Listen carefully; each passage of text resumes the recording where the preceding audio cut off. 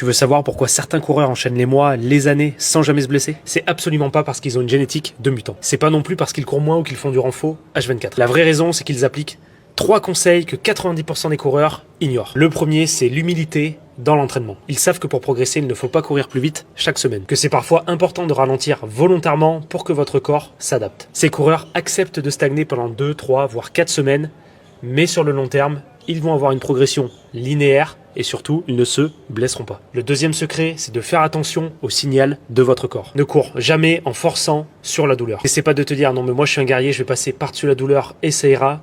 Non, ça va faire que s'empirer et tu vas finir encore plus blessé. Donc ma technique, c'est de couper 2 ou 3 jours et si au bout de 2 ou 3 jours, tu vois que tu auras encore mal, alors consulte soit un kiné, soit un médecin. Troisième secret, ils ont une structure d'entraînement. Une vraie structure pensée pour travailler leurs points faibles et continuer à progresser sur leurs points forts. Le coureur qui progresse, c'est pas celui qui en fait le plus, c'est celui qui fait les bonnes séances au bon moment. Avec le protocole endurance, c'est exactement ce qu'on applique à nos coachés. On met en place une charge progressive et on fait un entraînement 100% adapté à leur vie perso. Et à côté de ça, on fait attention aux signaux d'alerte. Si toi aussi tu en as marre de courir sur un fil à chaque prépa, alors commente, go, et je t'expliquerai comment progresser sans risque de blessure.